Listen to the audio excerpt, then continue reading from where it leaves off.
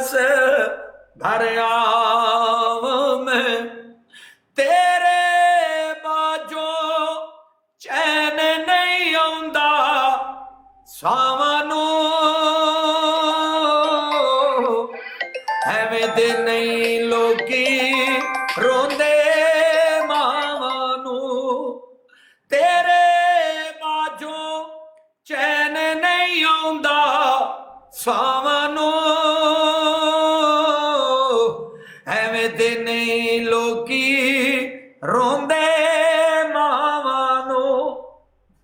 ਮਾਂ ਦੀਆਂ ਯਾਦਾਂ ਗਮ ਦੇ ਹਾਰ ਪਿਰੋ ਗਈਆਂ, ਇੱਕ ਵੇੜੇ ਵਿੱਚ ਕਿੰਨੀਆਂ ਕੰਧਾਂ ਹੋ ਗਈਆਂ।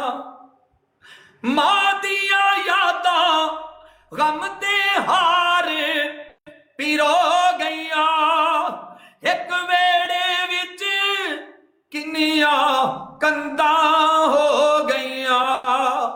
ਮਾਂ ਨੇ ਇਕੱਠਿਆਂ ਰੱਖਿਆ ਸਭ ਭੈਣ ਭਰਾਵਾਂ ਨੂੰ,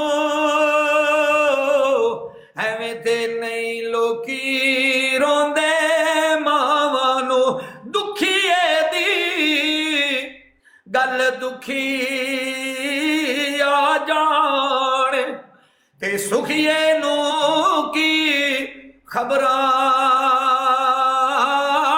ਤੁਰ ਗਏ ਯਾਰ ਦਿਲਾਂ ਦੇ ਜਾਨੀ, ਤੇ ਮਲ ਬੈਠੇ ਨੀ ਕਬਰਾਂ, ਤੇਰੇ ਬਾਝੋਂ ਚੈਨ ਨਹੀਂ ਆਉਂਦਾ ਸਾਵਾਂ ਨੂੰ,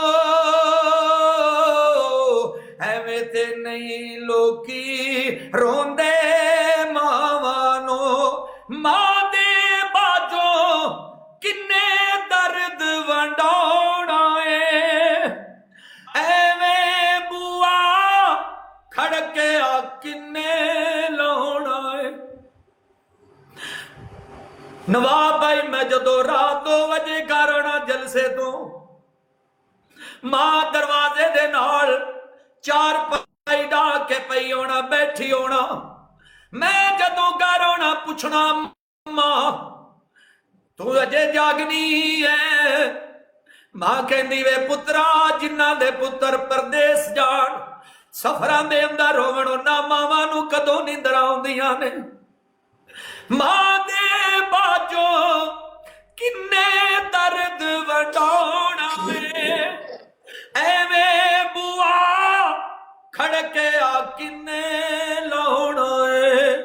ਸਾਂਭ ਕੇ ਰੱਖਾ ਕਿਵੇਂ ਮਾਂ ਦਿਆਂ ਚਾਵਾਂ ਨੂੰ,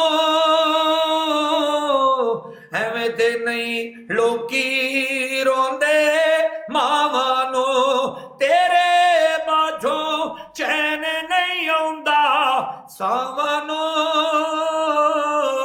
ਐਵੇਂ ਤੇ ਨਹੀਂ ਲੋਕੀ ਰੋਂਦੇ ਮਾਵਾਂ ਨੂੰ। ਹੱਥੀ ਦਫਨ ਜਿਨ੍ਹਾਂ ਨੂੰ ਕਰੀਏ, ਤੇ ਮਿਟ ਗਈ ਤਾਂਗ ਉਹਨਾਂ ਦੀ, ਵਿਛੜ ਗਿਆਂ ਦੀ ਪਲ ਪਲ ਦਿਲ ਨੂੰ ਲੋਗੋ ਤਾਂਗ ਹਮੇਸ਼ਾ ਰਾਂਦੀ।